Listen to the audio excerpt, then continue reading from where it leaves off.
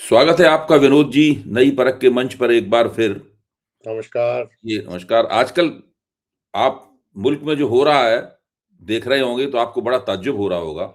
मुझे नहीं लगता कि अपने पत्रकारिता के इतने लंबे जीवन के दौरान आपने इस तरह के नज़ारे देखे होंगे। कम से कम मैंने तो नहीं देखे।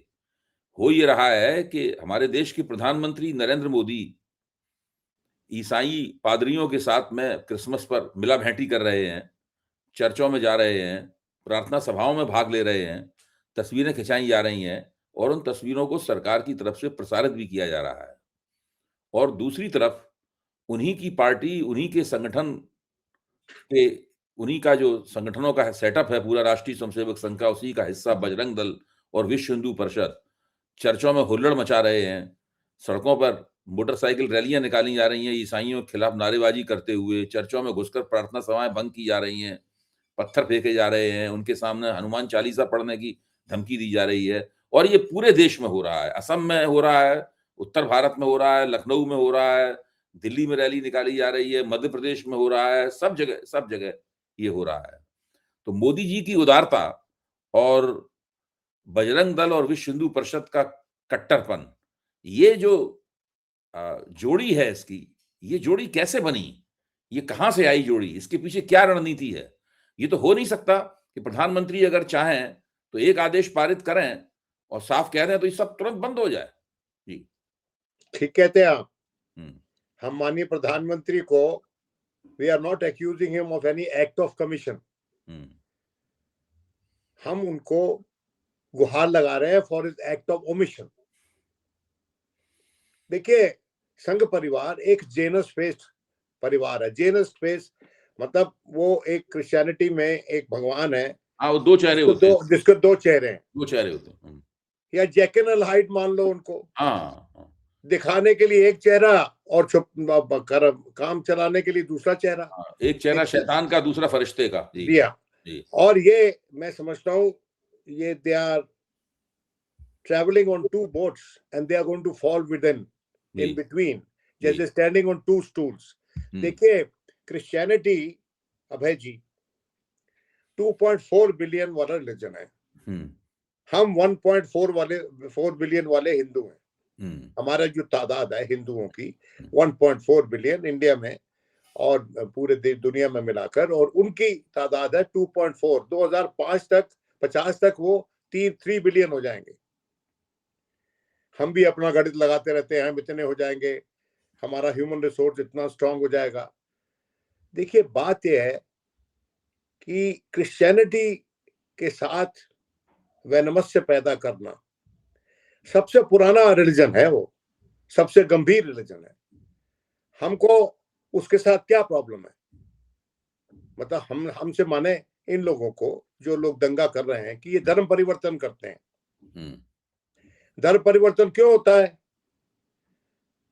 हर जगह तो जबरदस्ती नहीं होती, और धर्म परिवर्तन का कोई ठोस सबूत एक दो जगह छोड़कर कहीं आया नहीं हमारे पास हाल ही के वर्षों में।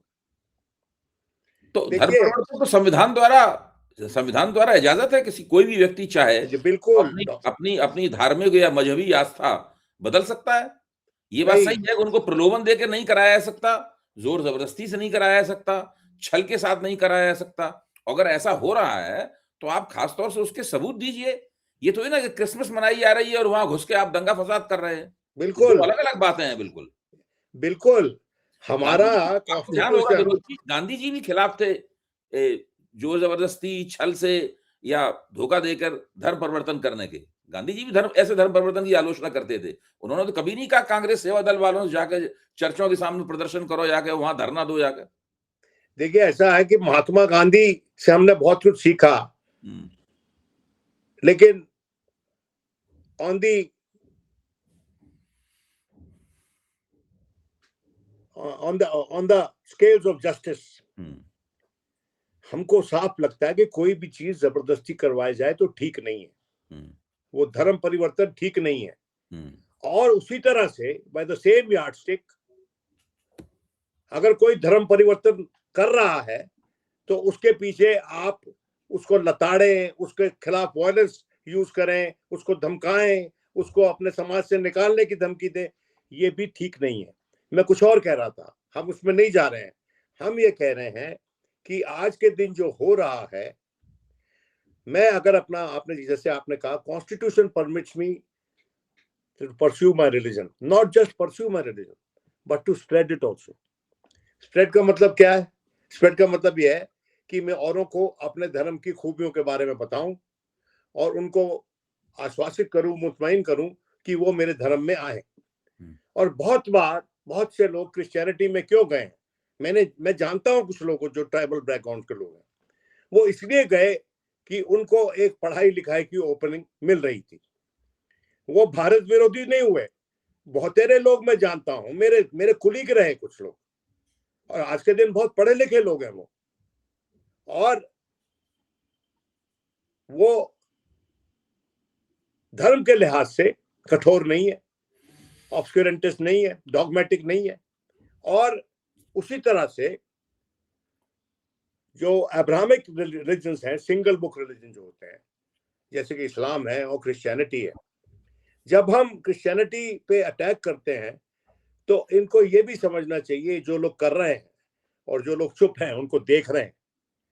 देखिए, कुछ लोग कर रहे हैं और कुछ लोग चुपचाप उनको देख रहे हैं। जो चुपचाप देख रहे हैं, जो कर रहे हैं, उनके साथ उतना ही कॉम्प्लिसिट है, उनके वो साथ बहुत ही उतना ही जोरदार है। मिले जुले हैं। जैसा कि आपने शुरुआत में कहा कि क्या प्रधानमंत्री रोक नहीं सकते? प्रधानमंत्री एक दिन में रोक सकते हैं।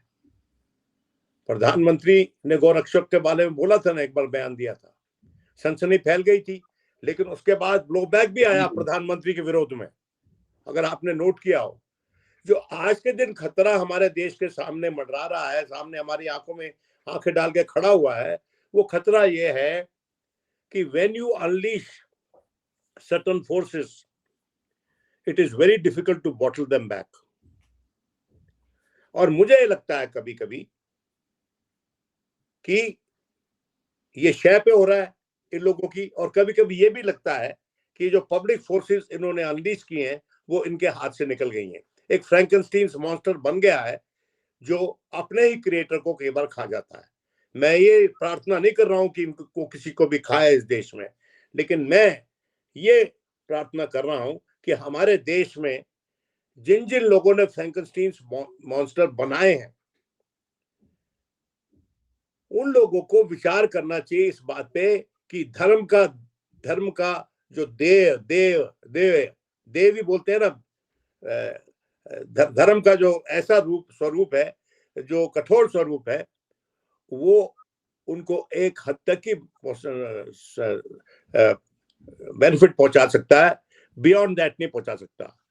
क्योंकि भारत देश में जो बहुतेरे लोग हैं, वो धर्म के नाम पे, जात के नाम पे, किसी और भाषा के नाम पर कोई व्यथित होना नहीं चाहता। कोई नहीं चाहता कि उसके जीवन अस्त व्यस्त हो। कोई नहीं चाहता कि बच्चों के स्कूल बंद हो जाए। कोई नहीं चाहता कि बच्चों को स्कूल छोड़ के आए तो उनको डर लगता हो कि वापस सही से लौटेंगे कि नहीं लौटेंगे। तो ये समझ नहीं रही है भारतीय जनता पार्टी और उनके नेतागण, और ये जो उनके जो सो कॉल्ड लुम्पन एलिमेंट्स उन्होंने छोड़, अरे इनका वेस्टेड इंटरेस्ट डेवलप हो गया है अब है इन सब चीजों में। मैं आपको एक एक एक, एक, एक किस्सा बताता हूं। जब खालिस्तान मूवमेंट चल रही थी तो पंजाब एक ऐसी स्टेट है जहां पर एजुकेशन का स्प्रेड काफी अच्छा है, मतलब स्कूल वगैरह काफी अच्छे हैं, और वहां पर जॉइंट फैमिली स्ट्रक्चर है, और वहां पर रोजगार की कमी थी। तो कई बार ऐसा हुआ कि जॉइंट फैमिली स्ट्रक्चर में man and wife both educated but both unemployed, जिसके चलते वो अपनी फैमिली से भी ड्रॉप आउट हो गए। तो उस स्टेज पे जो स्टेट का रोल था वो भिंडरानवाले एंड कंपनी ने अडॉप्ट किया। इन लोगों को अमृत छकाया, एक रिलीजियस सैंक्टिटी दी, इनके हाथ में कृपान दी या बंदूक दी, तो एक कॉम्बेटिव सोसाइटी में थ्रेट अपील दी। और जब आतंकवाद की घटनाओं में या एक्सट्रीमिज्म की घटनाओं में वो इन्वॉल्व हुए और उनमें से कोई किसी की डेथ हो गई या कोई इंजर्ड हो गया, तो उसको स्टेट की तरह एक्सग्रेशिया भी दिया। ये जो आज के दिन हम देख रहे हैं, ये कुछ वैसा ही स्वरूप है। ये गोली नहीं चला रहे, ईश्वर की कृपा है, हम्म, लेकिन डंडा तो चला रहे हैं, डंडा चला रहे हैं, हाथ तो गालियां चला बक रहे रहे हैं, हैं। हाथ तो चला रहे हैं, हाथ पांव तोड़ तो रहे हैं, धक्का तो दे रहे हैं, लिंचिंग भी करते हैं ये। लिंचिंग भी करते हैं। तो मैं ये कह रहा हूं कि सरकार को इस पे विचार करना चाहिए। ये किसी भी ऐसी कंट्री का मंजर नहीं हो सकता, नजारा नहीं हो सकता जिसका एक फ्यूचर हो, जिसको आप कह रहे हो कि we are a country with a great future, we are a great economy, हमारा बहुत जलवा है पूरे देश में। विश्व गुरु का ये तमीज नहीं है, ये विश्व गुरु की तमीज नहीं है। एक इसका एक इतिहास है छोटा-सा। मुसलमानों के खिलाफ तो ये लोग सक्रिय रहते ही हैं और बेरोक-टोक और लगातार सक्रिय रहते हैं। उसमें कोई कभी भी गैप नहीं, कभी रोकते नहीं हैं। वो तो लगातार किसी न किसी रूप में चलता रहता है मुसलमान विरोधी अभियान। जब नरेंद्र मोदी 2014 में उन्होंने प्रधानमंत्री की शपथ ली, तो पहली बार भारतीय जनता पार्टी को स्पष्ट बहुमत मिला था। तो हिंदुत्ववादी काफ़ी जोश में थे। तो 2014 में चर्चों के ऊपर हमलों की शुरुआत हुई। पत्थरबाजी सारे देश में हुई। सब जगह पत्थरबाजी हुई। तो उसका पश्चिम की तरफ से, पश्चिमी देशों की तरफ से, जो दुनिया के सबसे शक्तिशाली देश हैं और भारत की अर्थव्यवस्था भी उनके ऊपर निर्भर है, वहां से इसका विरोध हुआ और मोदी सरकार को खबर पहुंचाई गई, अमेरिका से खबर पहुंचाई गई, यूरोप से खबर पहुंचाई गई कि ये नहीं चलेगा, ये आप इस तरह से नहीं कर सकते। ईसाई लॉबी है तो बहुत मजबूत सारी दुनिया में, ताकतवर है, आप कह ही चुके हैं। इन्फ्लुएंशियल है। हाँ जी। तो फिर मोदी की भी बात समझ में आई और संघ की भी समझ में आई, तो उन्होंने ये सब करवाना बंद करवा दिया। तो काफ़ी अरसे तक इस तरह की खबरें सुनाई नहीं पड़ी। फिर 2019 के बाद में जब मोदी जी को लगा कि वो बहुत ज़्यादा ताकतवर हो गए हैं, तब फिर से ईसाइयों के खिलाफ कुछ मुहिम चली। लेकिन अभी 2 साल से एक नई रणनीति अपनाई है, जिसमें मोदी जी खुद तो सर्वधर्म समभाव का चेहरा ओढ़ते हैं। यहाँ तक कि उसमें उन्होंने स्मृति ईरानी को चादर लेकर अजमेर की दरगाह पर भी भिजवाना शुरू कर दिया। 2-3 बार गईं, उसकी भी बड़ी फ़ोटो तस्वीरें आईं। स्मृति ईरानी जाती थीं। अब तो स्मृति ईरानी उनसे नाराज़ हैं, लेकिन अभी स्मृति ईरानी ही जाती थी अजमेर दरगाह में चादर लेके उनके लिए। तो वो भी कर रहे थे और साथ में पादरियों के साथ में दिखाई पड़ रहे थे। केरल में खास तौर से दिखाई पड़ रहे थे, उत्तर पूर्व में, और भारतीय जनता पार्टी को उत्तर पूर्व में ईसाइयों के वोट भी मिलने शुरू हो गए थे। केरल में भी भाजपा की कोशिश थी कि किसी तरीके से ईसाइयों में कुछ अपनी पैठ बनाई जाए। ये सारी कोशिशें इनकी चल रही थी। लेकिन दूसरी तरफ ये कट्टरपंथी गतिविधियां भी बहुत ज्यादा बढ़ गईं। तो 2014 में जो चर्चों पे हमले हुए थे, 2024 में उसके कई गुना, मेरे ख्याल से 400-500 गुना ज्यादा हमले मतलब जो है हुए। तो ये कोई सोची समझी रणनीति है, क्या है ये? देखिए ऐसा है, हाँ। ये आप तो कह रहे हैं कि मोदी जी प्रधानमंत्री बने उसके बाद की बात बता रहे हैं। जब मोदी जी गुजरात के मुख्यमंत्री बने, कंधामल कब हुआ, डैंग्स कब हुआ? डैंग्स तो जब ही हुआ ना, लेट 2000 में। तो डैंग्स जो है वो गुजरात का एक ट्राइबल इलाका है। कंधामहल जो है वो उड़ीसा का ट्राइबल इलाका है। कंधामहल के चलते नवीन पटनायक ने अपने रिश्ते तोड़ लिए बीजेपी से, अलायंस थी इनकी उड़ीसा में। तो ये एक सुनियोजित एक मूवमेंट है, इसमें दो राय नहीं है। लेकिन आज के दुनिया के बदले हुए स्वरूप में, जहां पर डोनाल्ड ट्रंप जो खुद एक हार्डलाइन क्रिश्चियन है और जो अब्राहमिक अक्रॉर्ड्स की बात करता है, ये दोनों अब्राहमिक रिलीजन्स हैं, इस्लाम और Christianity, single book religions both. और इनका अंतरराष्ट्रीय स्तर पे ताउन हो रहा है, इनका एक गठबंधन बन रहा है। और उस दौरान ये हमारे दीवाने, हिंदुत्व के दीवाने, ये कुछ नहीं, ये लुम्पन एलिमेंट्स हैं। इनको शोहरत मिल रही है इस तरीके से, उनको एक सेंस ऑफ एम्पावरमेंट मिल रही है, और ये बिना स्टेट के पेट्रोनोज के पनप नहीं सकते। जिस दिन स्टेट डिसाइड कर ले इनको क्रश करने के लिए, घर बैठ जाएंगे सारे के सारे। 15 मिनट में गायब हो जाएंगे, ये खत्म हो जाएंगे। इसीलिए अभय जी, मैं ये कहता हूं कि one can accuse the honourable prime minister not of any act of commission but an act of omission. You can't be silent in the face of this kind of tandav जो हमारे पूरे देश में हो रहा है और जिसका चर्चा दुनिया में हो रहा है और जिसके चलते भारत की जो इतनी बड़ी जो ओहदा था दुनिया के देशों में कि टॉलरेंट कंट्री होने का, उसका बड़ा नुकसान हो रहा है। वो इमेज डिस्ट्रॉय हो रही है और उस इमेज के चलते ही हमको न्यूक्लियर क्लब में एंट्री मिली थी, क्योंकि हमको वो रिस्पॉन्सिबल न्यूक्लियर पावर मानते थे। हमने कोई न्यूक्लियर प्रोलिफरेशन में कहीं कुछ भी चोरी छुपे कोई भी किसी को प्रोत्साहन नहीं दिया। लेकिन जो आज हो रहा है हमारे देश के भीतर, it is the worst manifestation of religious proliferation of the violent kind, जिसके चलते जो माइनॉरिटीज हैं उनको बहुत दुख। अरे आज के दिन सिखों का ट्रस्ट नहीं है, क्रिश्चियनिटी का ट्रस्ट नहीं है, क्रिश्चियंस का ट्रस्ट नहीं है, मुसलमानों का तो है ही नहीं। तो एक माइनॉरिटी बची है, जैन की माइनॉरिटी, जो कि लिस्टेड एज अ माइनॉरिटी। और कौन सी माइनॉरिटी है आप मुझे बताइए जिसका ट्रस्ट हासिल है हमारी सरकार को? सही बात। तो ये तो खतरे की घंटी है। बिल्कुल। और मैं मानता हूं कि मैं आज भी कहता हूं, मैं ये नहीं कह रहा हूं, ये तो प्रधानमंत्री को कमान अपने हाथ में ले लेनी चाहिए। अगर प्रधानमंत्री, ये आज के दिन वो बनता था ओकेजन जब प्रधानमंत्री एड्रेस टू द नेशन करते और जनता को संबोधित करते अपने आप को और उनको बताते कि ऐसी जो जो दुर्गम स्थिति है कि इसका क्या अंजाम हो सकता है।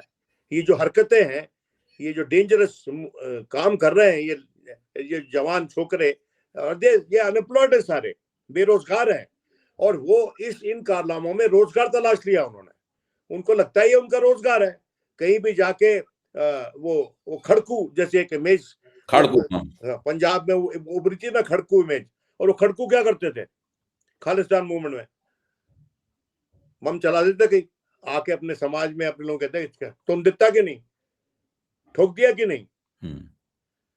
This kind of psychology should be immediately stopped, वरना आपकी मार्केट में कोई इन्वेस्ट नहीं करेगा, पैसा भाग जाएगा, कैपिटल उड़ के बाहर जाएगा। अभी तो कोई आपकी फॉरेन डायरेक्ट इन्वेस्टमेंट कितनी हो रही है? आपकी एफडीआई 0 पे आ चुकी है लगभग हमारे देश में। तो कोई भी आदमी ऐसी जगह पैसा नहीं लगाता और हमने देखा है और इसको स्वयं जानते हैं। हमारे प्रधानमंत्री गुजरात में पॉलिटिक्स उन्होंने शुरुआत की जब दंगे हुए गुजरात में, उसके बाद जो निवेश कम हो गया तो उसके बाद दोबारा तो नहीं हुए दंगे ना, उन्होंने कंट्रोल कर लिया। अगर उन्होंने गुजरात में कंट्रोल कर लिया तो पूरे भारत में भी कर सकते हैं। और मैं ये कहना चाहता हूं कि इस तरह की दुर्घटनाओं से सेग्रीगेशन हो जाता है सोसाइटी में और वो सेग्रीगेशन बहुत डेंजरस होता है। साइकोलॉजिकल सेग्रीगेशन हो जाता है, कई बार फिजिकल सेग्रीगेशन भी हो जाता है और घेटोइजेशन हो जाता है। डॉक्टर साहब, अभय जी, घेटोइजेशन, लोग अपने अपने बना लेते हैं, अपने अपने इलाके के वहां रहेंगे हम और उन इलाकों से बाहर नहीं रहेंगे। हमारे यहाँ हुआ है, पुरानी दिल्ली में बहुत से घेटोस हैं, मुस्लिम घेटोस हैं। यहाँ पर आप घेटोइजेशन हुआ मुस्लिम समाज का, उसी तरह से अगर क्रिश्चियन समाज का भी हो गया और सिखों का भी हो गया तो फिर क्या होगा उसके बाद? सही बात। अब मैं एक और पहलू है जो आपने पहले से उसके ऊपर उंगली रख दी है अपनी, उस तरफ ध्यान दिलाऊंगा आपका। ये जो बजरंग दल है, जब कर्नाटक में विधानसभा चुनाव हो रहा था तो वहां पर कांग्रेस ने कहा था कि हम अगर इसने अपनी गुंडागर्दी जारी रखी तो हम इसके ऊपर प्रतिबंध लगा देंगे। तो उससे ये लोग खूब चीख पुकार मचाई, उछल कूद मचाई इन लोगों ने, लेकिन थोड़े डर गए। तो मुझे लगता है कि कर्नाटक में शायद इनकी गतिविधियां अभी, चूंकि वहां सरकार भी नहीं है, वहां पुलिस में एफआईआर लिखी जाएगी और डंडे भी पड़ने के अंदेशे हैं, इसलिए वहां पर थोड़ा चुप रहते हैं। एक बार मैंने भारतीय जनता पार्टी के एक राष्ट्रीय प्रवक्ता से अनौपचारिक ऐसी बातचीत हो रही थी, पुरानी बात, 10 साल पुरानी बात है। तो बजरंग दल के बारे में बात हुई तो उन्होंने कहा कि हम लोगों ने तो बनाई इसीलिए है संगठन, लोगों को थपड़ियाने के लिए। और साथ में उन्होंने ये भी कहा, वो ब्राह्मण जाति के थे, उन्होंने ये भी कहा कि हम लोग इनमें ओबीसी को रखते हैं, इसमें मतलब ये ओबीसी का संगठन है हमारा, मतलब हम उनका इस्तेमाल अपने फुट सोल्जर्स की तरह तरीके से, मतलब है ना, इस तरीके से कर बिल्कुल, निजी बातचीत में इस तरीके से कहा गया, बिल्कुल। और है भी यही। आप देखिए बजरंग दल मुख्य तौर पर बजरंग दल में ज आपको ज़्यादातर जब जरा भी पता लगाएँ, ज़्यादातर जो लोग सक्रिय हैं, वो सब जो जिसको पारंपरिक दृष्टि से देखें तो शूद्र समाज से आते हैं या बिल्कुल। अन्य अन्य पिछड़े वर्ग आपने से आते हैं। OBC bill, I wanted to correct you. हाँ, ये शुरुआत हुई थी दुबे जी, हाँ। जब शुरू में दंगे होते थे ना, जी, जी। तो Dalits were the sword arm. हुँ, जो स्वॉर्ड आर्म था हुँ। हिंदुओं की तरफ से, वो दलित थे। जी। और ये ऐसे कई तरह से इनको कुछ चीजें मैं समझता हूँ प्रोग्राम में सार्वजनिक तौर पर नहीं बोलनी चाहिए, लेकिन जिस तरह से उनको ट्रेन किया जाता था और जिन तरह से उनको टैलेंट स्काउटिंग होती थी लोगों में कि किन लोगों को आगे किया जाए, वो ये उनका बैकग्राउंड देख के करते थे कि whether they catch pigs and slaughter pigs, whether they cull the hair of pigs for manufacture of brushes, you know. तो ऐसे काम में जो निपुण थे लोग, उन्हीं लोगों को इस काम के लिए आगे किया जाता था, दूसरे काम के लिए, दंगों के लिए, ताकि इनको गुरेज नहीं होता है, इनको ऐसा, ये तो आदत है ऐसा काम करने की इनको, और उनकी आदतों को अपने मफाद में इस्तेमाल करते थे। तो मैं ये कहना चाहता हूं कि हमारे भारत में violence is not a way of life अभी तक, ईश्वर की कृपा से। लेकिन अगर ये चलता रहा तो वॉयलेंस में become a way of life in this country, और लोग गुट बना के रहा करेंगे, घेटोज में रहा करेंगे, अपने अपने इलाके तकसीम कर लेंगे। मतलब जैसी हालत गैंग्स ऑफ न्यूयॉर्क फिल्म में दिखाई पड़ती है, बिल्कुल पुराने ज़माने की अमेरिका में, कि आयरिश गैंग अलग है, स्कॉटिश गैंग अलग है, स्पेनिश गैंग अलग है, और वो गैंग्स ऑफ न्यूयॉर्क जो है वो कम्युनिटी बेस्ड गैंग्स हैं, मतलब वो आपस में लड़ रहे हैं, वैसी हालत हो जाएगी। देखिए, वेस्ट एशिया में कई ऐसे मुल्क थे जहां पर क्रिश्चियन अलग थे और मुसलमान अलग थे, और उनमें दंगे होते थे लगातार बराबर आपस में। हमने सीखा नहीं उनसे कुछ, और हमने इलेक्शन जीतने के चक्कर में भारत की प्रथा को, भारत की ट्रेडिशन को हराने की बीड़ा उठा लिया। We'll ensure that India comes across as a nation defeated in its pursuit of keeping its people together. अरे जिस मुल्क में नेता अपने आवाम को इकट्ठा नहीं रख पा रहा है, उस मुल्क का मुस्तकबिल क्या है? धर्म छोड़ दीजिए आप भाई, मेरे जो अधिकार है वो एज ए सिटीजन हासिल है ना, धर्म के बेसिस पे बनने पे तो नहीं है ना। नहीं। तो अगर एज ए सिटीजन मेरे अधिकार हैं, तो एज ए सिटीजन तो हमें इकट्ठे रहना चाहिए ना। लेकिन वो we are making the citizen of India fight with each other.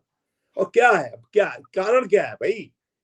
आप मुझे प्रोवोकेशन बताओ कि क्रिश्चियनिटी के खिलाफ क्या पाओ? ये है कि भाई वो धर्म परिवर्तन करते हैं। तो धर्म परिवर्तन क्यों होता है? मैं ये नहीं कहता कि कोई उसमें मिसडिमिनर नहीं होता, कन्वर्शन में होता है, कुछ लोगों को प्रलोभन दे के करवा दिया जाता है, किसी पे दबाव डाल के करवा दिया जाता है। लेकिन होता क्यों है वो? क्योंकि बड़े धर्मों में रिफॉर्म्स नहीं आए। अभी पंजाब का बड़ा शोर मचा हुआ था क्योंकि अकाली दल ने रिफॉर्म्स नहीं आए। अकाली दल जट सिखों की पार्टी बन के रह गई है, और उसमें जो दलित समाज है वो उसमें निकल के दूसरी पार्टियां उन्होंने अपनी बनाई, या बाहर दूसरी पार्टीज में जाके जुड़ गए। तो अगर जब तक हम रिफॉर्म्स नहीं करेंगे अपनी संस्थाओं में, और जब तक हर किसी को एक सेंस ऑफ बिलोंगिंग नहीं देंगे, जगह नहीं देंगे उन प्लेटफॉर्म्स पे, तो फिर कन्वर्शन भी होगा। आप अपने धर्म को इतना मजबूत बनाओ, इतना एक्सेप्टेबल बनाओ, इतना अट्रैक्टिव बनाओ कि कोई जाए ना छोड़ के। तो charity should start from home. तो खास बात ये है कि दावे ये किए जाते हैं कि व्हाइट हाउस में दिवाली मनने लगी है अब। ठीक है, मतलब जॉर्ज बुश जूनियर के ज़माने में पहली बार वहाँ दिए जलाए गए थे, फिर ओबामा ने भी दिए जलाया था, और ट्रम्प के ज़माने में भी दिवाली है। तो भाई वहां दिवाली मन रही है, लेकिन यहाँ क्रिसमस क्यों नहीं मनने दे रहे आप? यहाँ प्रिसाइजली ठीक से क्यों होने क्यों नहीं दे रहे आप? प्रिसाइजली ये हम्म, सवाल पूछा जाए ना। हम्म, हमारे प्रधानमंत्री चर्च ऑफ रिडेम्पशन में जाते हैं हम्म, to participate in the service, और वो जो मापदंड स्थापित कर रहे हैं, when the example he setting, ये इनके अपने पार्टी के लोग नहीं फॉलो करेंगे उनको। देखिए, इस पूरे प्रकरण में मोहन भागवत जी कुछ बोले हैं क्या? कुछ नहीं बोले, कुछ नहीं बोले। वैसे तो बड़ा बोलते रहते हैं। हाँ, तो मैं ये कहना चाहता हूं मोहन जी, बड़ी रिस्पेक्टफुली आपको मोहन भागवत जी, कि आपके प्रवचन जब भी अच्छे लगेंगे जब जमीन पे अनुपालन स्वयं आप लोग करेंगे उनका। ठीक बात। Set an example by your personal conduct. मैं उनकी जगह होता तो मैं प्राइवेट हवाई जहाज में, ये हेलीकॉप्टर में जगह जगह जाके क्राउड के मध्य में जाता और उनको कहता रोको, जैसे बापू किया करते थे। जैसे नौखाली में जब लोग स्लोगनिंग कर रहे थे, उनके बीच में चला गया था नेहरू उतरकर। ये एग्जाम्पल क्यों नहीं सेट कर रहे हैं? गाली तो देते हैं नेहरू को, पर ये क्यों नहीं किया इन्होंने? क्या इनको देश का आवाम प्यारा नहीं है? खोखले उपदेश देते हैं, देखिए कभी भी नहीं करते। तो बिल्कुल खोखले उपदेश। मोदी जी ने जब गोरक्षकों के खिलाफ वो बात कही, लेकिन मोदी जी ने किया क्या गोरक्षकों को रोकने के लिए? कुछ भी नहीं किया गया। उसके बावजूद भी गोरक्षा के नाम पर इस तरह की गतिविधियां जारी हैं सब जगह पे। देखिए, पूरे संघ को ये डिसीजन लेना पड़ेगा दुबे जी। कोई भी चला जाता है, ढाबे पे खड़े होकर लोगों की पैंट उतरवा के देखने लगता है। तो ये सब गतिविधियां क्या हो रहा है? ये यही होता है जब स्टेट पेट्रनेज हो जाती है ऐसे एलिमेंट्स के लिए। और यही जो होता है, ये पूरा देश को अस्त व्यस्त कर देता है, जहनी तौर पे लोगों को तकसीम कर देता है। ठीक बात। What I am seeing is a psychological divide being created between religions, Islam, Christianity and Sikhism, क्योंकि ये टारगेट्स रहे हैं वॉयलेंस के, ये टारगेट्स रहे हैं डिस्क्रिमिनेशन के हाल ही के बरसों में। और अगर भारत एक है, और अगर लाल किले की प्राचीर से माननीय प्रधानमंत्री समस्त भारतीयों को संबोधित करते हैं, तो समस्त भारत के प्रधानमंत्री है ना, वो हमारे भी हैं, आपके भी हैं। दावा तो उनका यही है, हम समस्त भारत के प्रधानमंत्री हैं। और बार बार भाजपा की तरफ से ये बात कही जाती है कि मोदी जी केवल भाजपा के प्रधानमंत्री नहीं है, विपक्षी दलों के भी प्रधानमंत्री हैं। हम मानते हैं, लेकिन आचरण भी तो वैसा होना चाहिए। हाँ, हम मानते हैं, और इसलिए हम आपसे गुहार लगाते हैं, आपको रिक्वेस्ट करते हैं कि ये ऐसे जब कभी प्रकरण होते हैं, ऐसे जब कभी इंसिडेंट्स होते हैं, तो आप जमीन पर उतर जाया कीजिए, कमान अपने हाथ में ले लीजिए। देखिए, जब भी कोई बड़ी दुर्घटना होती है तो टीवी चैनल में बताते हैं कि prime minister has personally conducted a meeting, the prime minister is taking a personal note of this. Yes, I am sure he must be taking a personal note of this. पर इस प्रकरण में, इस incident में हमको नजर नहीं आया। और मेरी उनसे इल्तिजा है, उनसे रिक्वेस्ट है, और उनके और भी जो इनको भी पावर डेलीगेट करते हैं, कि ऐसे समय में एक मैसेज देने के लिए भारत के बिहाफ पे, भारत की लीडरशिप के बिहाफ पे, भारत की सरकार के बिहाफ पे भीड़ के मध्य में उतर जाना चाहिए बड़े नेताओं को। उसके बाद देखते हैं कि किसकी हिम्मत होती है, ठीक है, जब ये सब कुछ करने की। नहीं तो ये इल्जाम लगता रहेगा कि this is a Jekyll and hide game being played with the people of लगता इंडिया। रहेगा कि ये एक तरह की जुगलबंदी है, जिसमें एक व्यक्ति अपना उदार चेहरा दिखा रहा है ताकि उसकी आड़ में कट्टरपंथी गतिविधियां होती रहें। और कट्टरपंथी भावनाओं को तुष्ट करने के लिए पार्टी और संगठन की उनको छूट दी जाती रहेगी, और ये साथ में सीता और दुनिया के गीता सामने बंद अपना करें उदार भाई, चेहरा दिखाते रहेंगे। जी, ये सीता गीता बंद करें। हाँ, सीता गीता बंद करें, और जो कह रहे हैं वो करके भी दिखाएं। बहुत बहुत धन्यवाद विनोद जी। बहुत थैंक एक यू। महत्वपूर्ण और गंभीर समस्या के ऊपर हम लोगों ने आज चर्चा की, और ये संदेश जाना चाहिए सरकार के पास जाना चाहिए, राष्ट्रीय स्वयंसेवक संघ के पास जाना चाहिए, भारतीय जनता पार्टी के पास जाना चाहिए। मैं आपको कहता हूं, मोदी के इफ पास द जाना प्राइम मिनिस्टर बीड़ा उठा ले चाहिए। तो 1 घंटे में रुक सकते हैं दंगे। वो खत्म, जिस दिन सोचते ही बंद जिस हो दिन जाएगा। उतर गए जमीन पे, उस दिन खत्म हो जाएगा ये सब। बिल्कुल, वो केवल अपने मुख्यमंत्रियों को संदेश भिजवा देना है उनको, और कुछ करना ही नहीं है, बाकी सब खत्म। क्या? दिल्ली में बंद हो जाएगा, लखनऊ में बंद हो जाएगा, सब जगह बंद हो जाएगा पूरी तरह। और उससे भारत की और बड़ी मैं अच्छी इंतजार होगी। कर रहा हूं मोहन भगत जी, हाथ जोड़कर आपसे, हम्म, कि आपका एक प्रवचन इस पे भी हो जाए, हम्म, कोई सीख इस पे भी तो दीजिए। सही ये बात, जो हुआ है अभी, ठीक उन बात, लोगों को दीजिए जिन लोगों ने सब अराजकता फैलाई। ठीक है। बहुत-बहुत धन्यवाद विनोद जी। Thank you. मिलेंगे फिर से, किसी और महत्वपूर्ण मुद्दे पर करने के लिए। किसी बेटर ओकेजन पे ही मिलना चाहिए।